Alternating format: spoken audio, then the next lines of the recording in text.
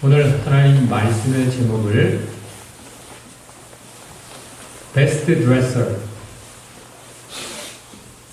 여기 레드 카펫이죠?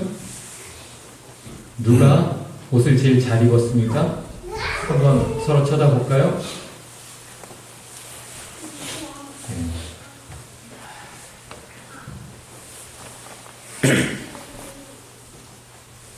오늘 본문에 하나님의 성령을 힘입어서 한 장군이 말을 했죠. 그런데 원래 그 표현이 원어 성경에 보면 clothed, 하나님의 성령을 옷 입어서 말을 했다는 표현으로 되어 있어요. 다 같이 해봅시다. 성령으로 옷 입었더라.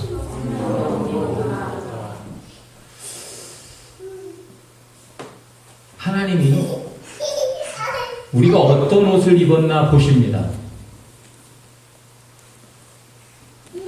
근데 이 표현은 겉으로 몸을 어떻게 가렸느냐, 덮었느냐가 아니라 그 사람 마음에 하나님의 성령으로 옷 입히셨더라 라는 뜻이에요.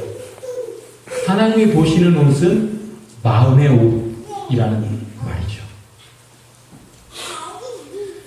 사람은 처음에 상대의 옷을 보고 판단을 합니다.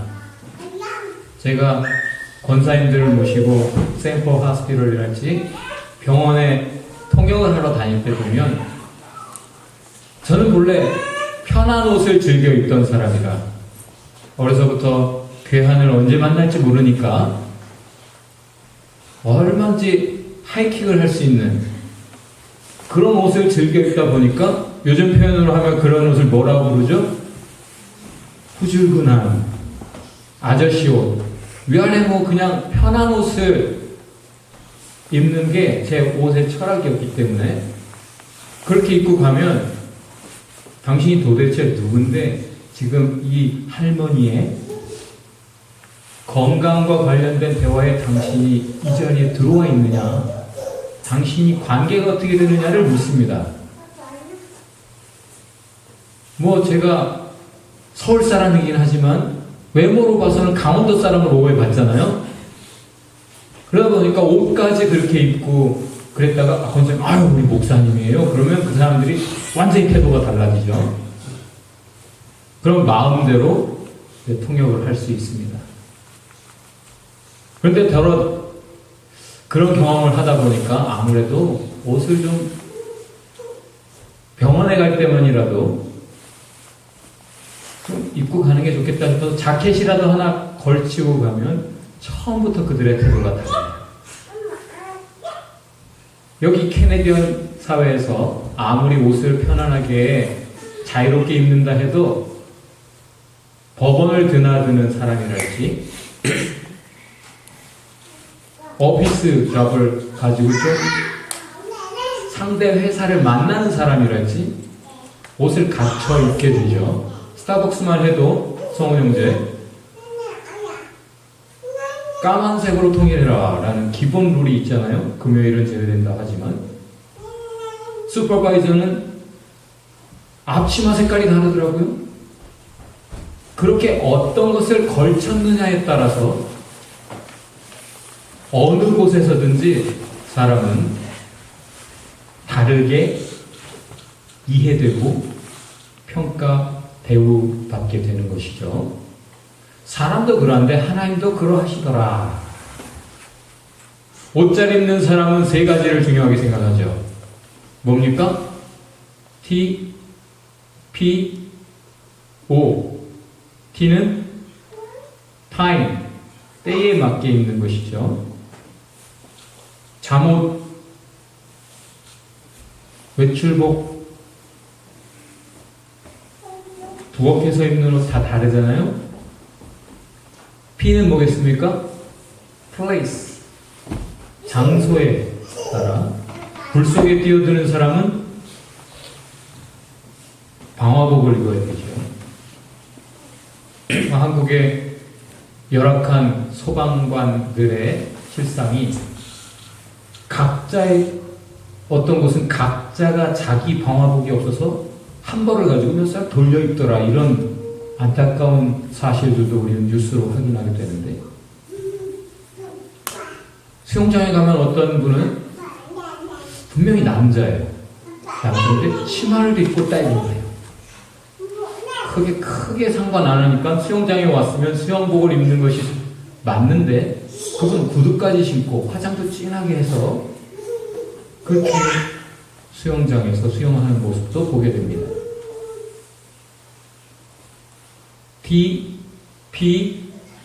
O는 무엇입니까? occasion, 경우에 따라. 지금 마라톤이면 마라톤에 맞게 가볍게 입어야겠죠. 그런데 그렇게 입지 않은 사람은 뛸 생각이 별로 없는 사람이구나, 그냥 참여의 뜻이 있나 보다, 이렇게 오해받을 수도 있겠습니다. 옷을 어떻게 입느냐는 특별히 어떤 목적에 맞게 입느냐와 관계된다라고 볼 수 있겠죠. 어떤 옷은 화를 불러와요. 예를 들어서 장례식에 갔는데 화려한 무대복을 입고 갔다. 그 사람은 이제 관계가 어려워지는 거죠. 이슬람권의 여성들에게 강요되는 부르카라는 옷은 눈만 이렇게 구멍이 나고 온몸을 다 덮게 되어 있어서 교통사고가 많이 나서 참 옷에 따라 원치 않는 그런 고통을 당하는 그런 세상이기도 합니다.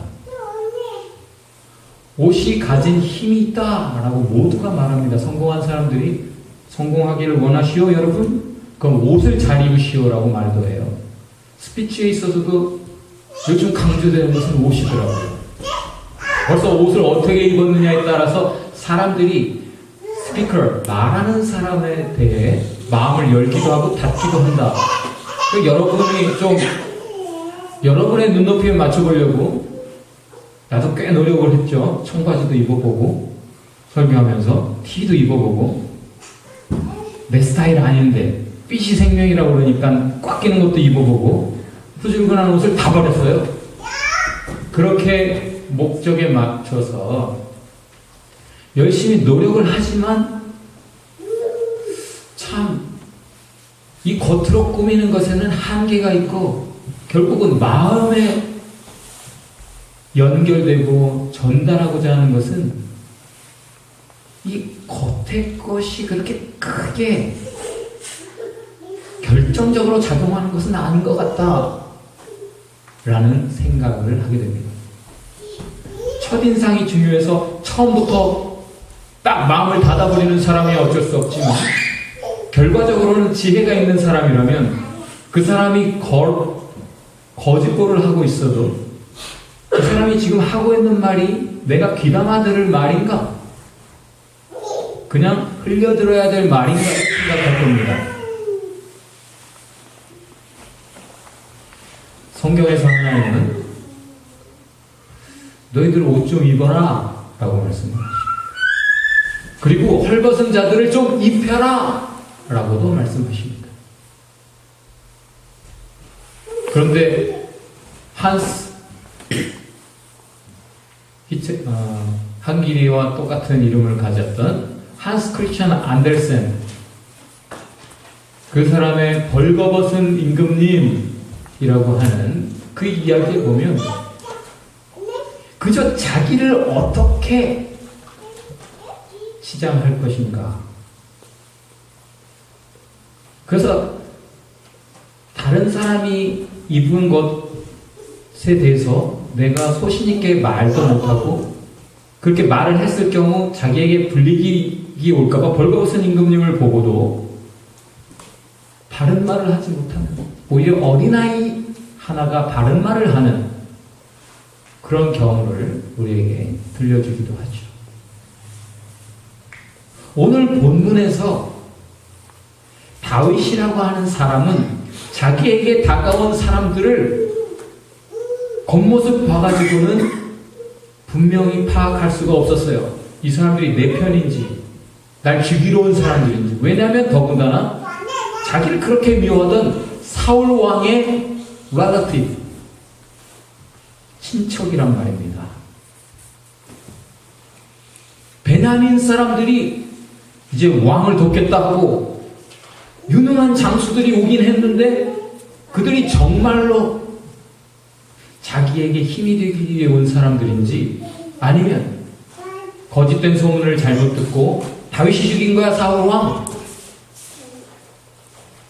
다윗이 사울을 그렇게 죽이려고 했어. 그런 거짓 풍문을 듣고 다윗에게 원수를 갖기 위해 왔는지 봐서 모르겠거든요. 그래서 질문합니다. 당신들이 나에게 진정한 마음, 당신들이 말하는 것처럼 겉으로 드러내는 것처럼 진실로 당신들의 마음이 나와 함께 하는가?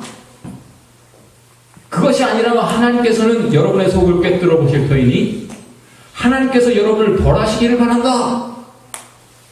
그렇게 말을 했어요. 그때 아마세라고 하는 한 장군에게 하나님의 성령이 임하셨습니다. 어떻게 하셨다고요? 그의 마음을 옷 입히셨습니다. 그래서 그가 하는 말을 들어보니 이 사람 성령의 옷을 입었구나. 그 마음이. 이것을 다윗이 확인했습니다. 뭐라고 했죠? 그 사람이 뭐라고 했습니까? 왕이시여, 평안하십시오. 걱정하지 마십시오. 두려워하지도 마십시오. 당신에게 평화가, 하나님의 평화가 있을 겁니다. 당신을 돕는 사람들에게도 있을 겁니다. 왜냐? 당신을 도우시는 분은 하나님이시니 당신과 당신을 돕는 자 모두에게 하나님의 평화가 있을 겁니다. 그래서 우리가 오는 것이요, 우리는 당신의 편입니다. 왜? 하나님 편이니까. 이렇게 얘기하죠. 지금 세상에 힘 있는 자들의 편이 되겠다 하는 게 아니라 하나님이 함께 하시는 사람과 내가 한패가 되리라. 그런 마음이라는 거예요. 성령께서 깨닫게 하신 대로 하나님의 뜻을 위해 살아가는 사람 다윗 당신과 하나가 되겠습니다 라고 온 것이죠. 그 말을 들은 다윗이 베냐민 지파지만 그들을 기꺼이 받아들여서 바로 군대 장관들로 임명을 합니다. 그렇게 하나님이 더하시는 사람들이 있었는데 그 사람들은 어떤 사람들이라? 하나님의 마음을 옷 입은 사람들이다. 그래서 그들의 믿음이 하나님의 뜻 붙잡은 믿음이더라. 그래서 그 뜻을 붙잡고 다윗에게 와서 헌신했더라. 그랬더니 다윗도 감동하고 하나님도 감동하셔서 그들에게 하나님이 승리를 주셨더라. 그래서 승리를 이어가는 하나님의 다윗 왕국을 이루었더라. 이것이 본문의 기록입니다. 그들이 모인 곳은 Great Army, 위대한 군대가 되었는데 하나님의 군대와 같았더라. 이렇게 표현합니다. 저와 여러분이 모인 하나님교회가 하나님의 군대와 같기를 주의 이름으로 축원합니다. 그런데 이 사람들의 마음은 성령으로 하나 되었기 때문에 이 뒤에 있는 표현들을 보면 38절에 있는 거기에 원어의 표현을 보면 이거예요. 한마디로 한 마음이더라. 저마다 다 10인 10색이라 10사람이 있으면 각자의 생각이 있고 각자의 취향이 있고 각자의 계획이 있고 다 다를 수밖에 없는데 그리스도 안에서는 하나님의 진리 안에서는 하나님의 성령 사랑 안에서는 하나이더라. 그것이 성경이 가르쳐주는 진리입니다. 그래서 모두가 함께 하나님의 선택하신 지도자 아래 하나가 되었더니 놀라운 기쁨이 있더라. 여러분, 이 세상에서 너무 서로 사랑해서 야, 우리 잠시라도 떨어져 있는 게 싫다. 그럼 뭐 하죠? 결혼을 하죠. 그런데 그래 놓고도 서로 너무 달라서 너무 안 맞아서 싸우기 시작하는 게 결혼이라는 거예요. 연애와 결혼이 그렇게 다르죠. 콩깍지가 떨어지는 순간 싸움이 시작되는 거죠. 그런데 서로가 자기의 것을 내비치지 않고 우리를 향한 하나님의 뜻이 무엇인가? 그것을 생각할 땐 싸울 일이 없어요. 왜? 내 뜻이 중요하지 않고 내 취향이 중요하지 않고 내 계획도 중요하지 않고 하나님이 원하시는 것을 함께 추구할 때 같은 곳을 바라보고 같이 움직이니 싸울 일이 없습니다. 그렇게 주 안에 한 몸이 되시는 주의 아들, 딸들 되시기 바라요. 성경이 가르치는 옷에 대해서 우리가 좀 얘기를 해볼게요. 주님이 입으신 옷이 있더라. 네, 주님이 입으신 그 옷은 참 아름다워라. 이런 찬송도 있지만 사실은 주님이 입으신 옷이라는 것은 거룩을 입으셨고 위엄, 권능, majesty and power. 주님은 그렇게 입으셨더라. 법복을 입으면 권위가 서죠. 교수가 자기 박사 가운을 입으면 먹어줘요. 그런데 주님은 어떤 화려한 옷을 입어서라기보다는 주님을 딱 만나면 벌써 거룩이 느껴지고 위엄, majesty, power, 권능 이런 게 느껴지는 그런 분이더라. 이사야서에 보면 신약에 와서는 너희 성도들아 영적 싸움을 싸우기 위해 의의 흉배를 붙이고 구원의 투구를 써라. 그렇게 말씀하시는 주님이 먼저 이사야서에서 의의 흉배를 붙이셨고 구원의 투구를 쓰시고 하나님은 그렇게 권능을 행사하시더라. 왜? 사람들에게 구원이 필요하니까 하나님이 나서시는데 의를 내세우시고 구원의 역사를 이루시더라 라는 표현으로 되어 있어요.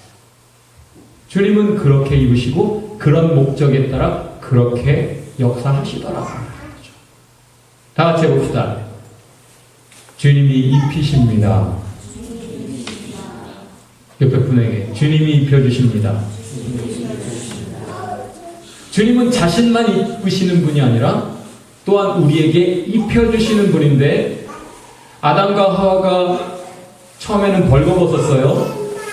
그런데 아무것도 안 입었으나 부끄러움을 모르는 정도.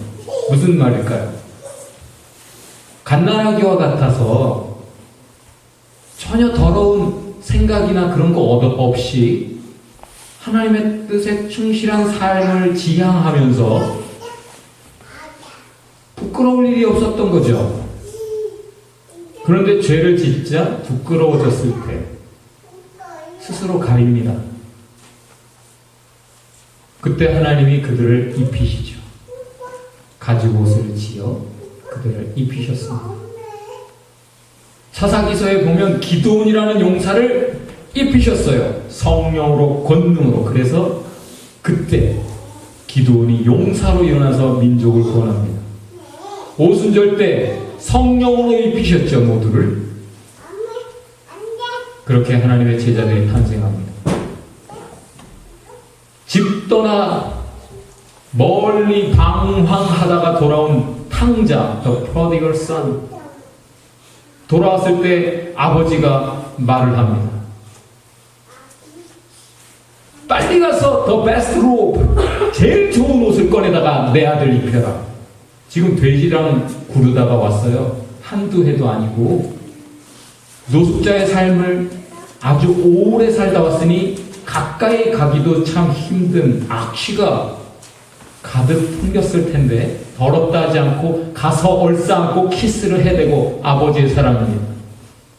그리고는 아버지의 아들이라 그렇게 불릴 자격도 없습니다. 이제는 그냥 집안의 종 하나로라도 있게 해주십시오 했을 때 내 아들아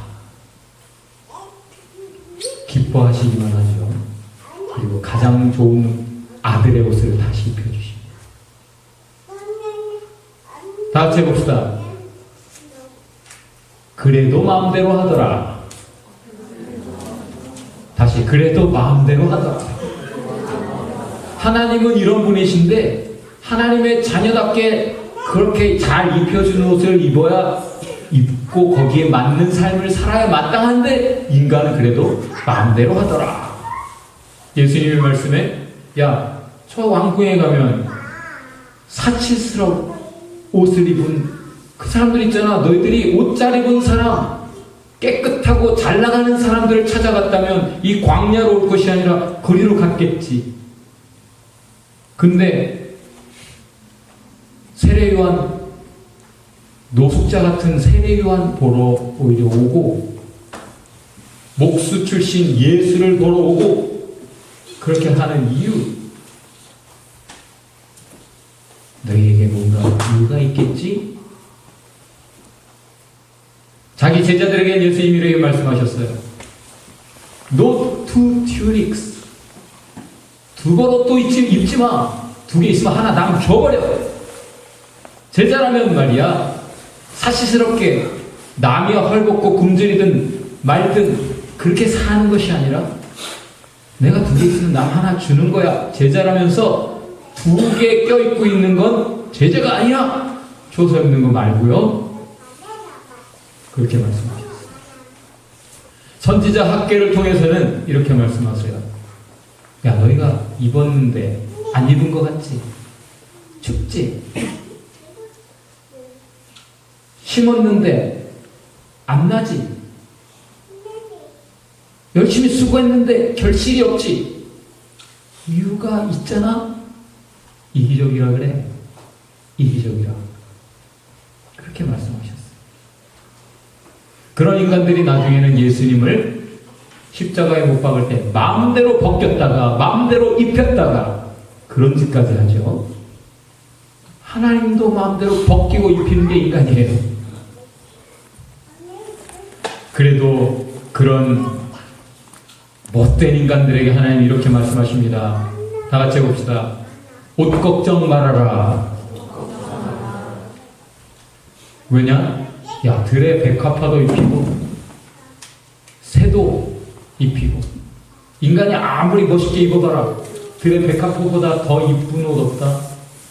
인간의 옷 중에 공중에 나는 새 한 마리까지 최고의 옷을 입히시고 들의 백합화 내일 시들어버릴 수 있는 그 연약한 잡초에도 좋은 옷을 입히시는 하나님, 너희 안 입히실까? 걱정하지 말아라 했어요. 그런데 그 믿음의 조상 야곱도 옷 걱정합니다. 언제? 형의 장자권을 빼앗고 죄짓고 무서워서 도망갈 때 하나님이 야야 걱정하지 마, 두려워하지 마, 내가 너와 함께 할게. 어디 가든 내가 너와 함께 하고 너를 보호하고 너 잘 돼서 돌아오게 할 거야. 걱정하지 마. 이렇게 말씀을 해주셨는데 그 하나님의 사랑의 말씀, 약속을 듣고도 야곱이 이렇게 고백합니다. 아, 정말로 하나님이 나를 지키시고 나에게 먹을 것도 주시고 내 헐벗자게 옷도 주시면 내가 하나님을 사랑할게요. 그런 식이에요. 인간은 그렇게 살죠. 그런데 잠언에 보면 지혜의 왕은 또 우리에게 이렇게 권고합니다. 예수님은 걱정하지 말라고 그랬잖아요. 그렇죠? 그런데 지혜로운 왕은 이렇게 말해요. 게으른 자는 걱정해라. 술 취하기를 좋아하고 먹기를 탐하는 자는 가난하여질 것이요 게으른 자는 헐벗게 되리라. 누더기를 거치게 될 거야. 그렇게 우리에게 권고하고 있습니다. 하나님이 우리에게 말씀하십니다. 다 같이 해봅시다. 입으라. 다시 입으라. 옆에 분에게 좀 입으세요. 성경으로 보면 귀신 들린 사람이 옷을 안 입더라 라고 말합니다. 무덤가에 거하면서 오랫동안 옷을 벗고 그냥 미쳐 날뛰는 거예요. 힘만 세가지고 지나가는 사람도 괴롭히고. 귀신 들린 사람들의 특징이더라. 사탄은 옷을 벗기더라 라는 거죠. 여러분의 옷을 막 벗기면 사탄입니다. 여러분이 벌거벗은 수치를 자꾸 드러내게 하면 그 사탄의 짓입니다.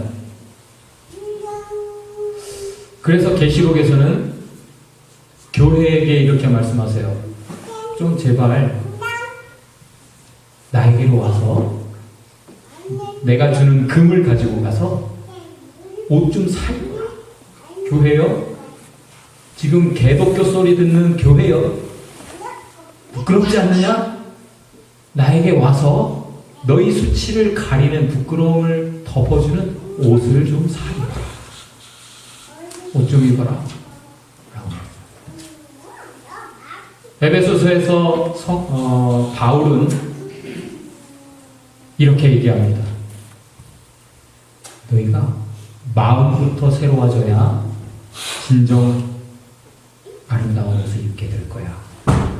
성령으로, 오직 하나님의 거룩한 영으로, 예수의 영으로 너희 마음이 새로워지면 새 사람을 입게 될 거야.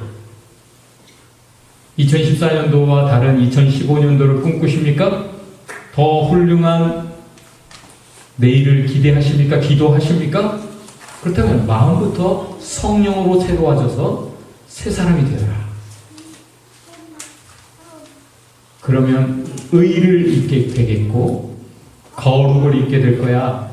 하나님의 자녀다워질 거야. The image of God, imago Dei. 하나님의 형상 창조의 뜻대로 너희가 마땅한 모습을 갖게 될 거야 라고 가르쳐줍니다.